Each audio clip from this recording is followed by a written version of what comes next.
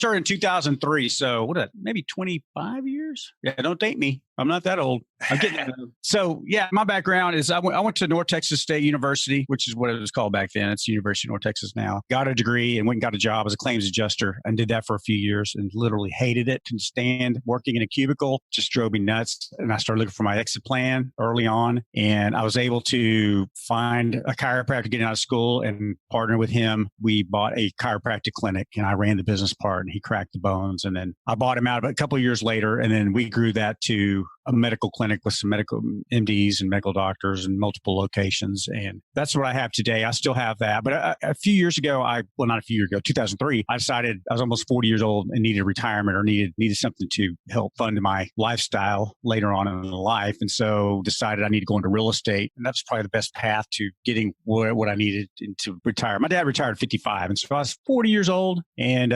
just kind of had a little meltdown, kind of freaked out. I didn't have any exit plan. So I started buying single family houses back around 2003, flipped them, wholesaled, did some lease options, contract for deeds, stuff like that. Wasn't a very good wholesaler. I was a good wholesaler, but it was just like a job. You know how it is. You just having to find your next deal. And right. It's not investing. It's really not. No, it's a job.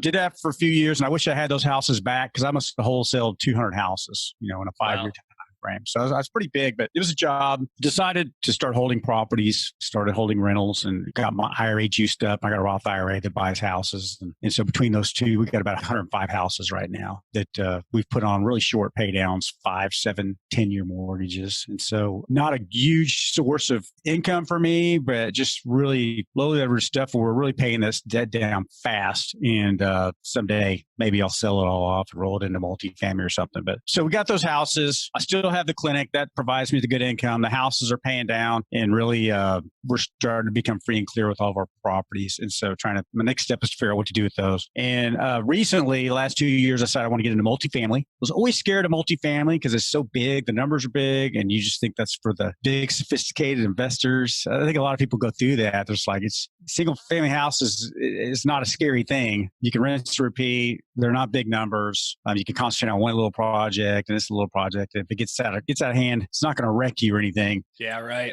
Family thing, man, this is just a whole nother animal. And I just don't. But I read a couple books and it was it's not a big deal. It's there's a system for this. And if you follow the system and you really educate yourself, you can do that just as easy as you can do single family homes. And so I started looking into that, studied for a year or so, went to some seminars, traveled around the country, listened to other people, hooked up with a mentoring group out of Dallas. Started meeting people in the business, started forming alliances and partnerships, started talking to property management companies, brokers, and got our first deal. You saw the prior deal. We bought, I had a deal in Dallas that went south because it caught on fire, but that was last July. Wow. Sounds like a story. Yeah. Okay. Yeah, 80 something units. It was a value add property. Me and 2 other partners bought it and we were going to buy it, but 2 weeks before closing caught on fire. We couldn't work out the details with the seller. So it fell through and we had to refund our investors all their money and stuff. It's kind of a nightmare, but we just closed our first deal, 100 units in Pryor, Oklahoma. And a lot of people are like, why would you buy something in Pryor other than Rocklahoma's there? If you know about Rocklahoma. Yeah.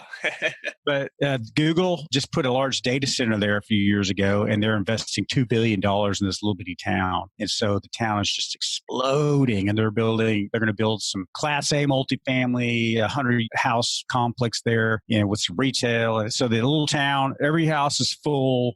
Apartments are all full. We found a 100 unit that was sitting there, hadn't had a good rehab update. Rents were low. It was 100% occupied like everything else in the town. We were able to get that for a really good price and raise the capital and close the deal. And we bought it off Mitt Romney's son. That's kind of a cool little tidbit. Mitt Romney's son had purchased that several years ago.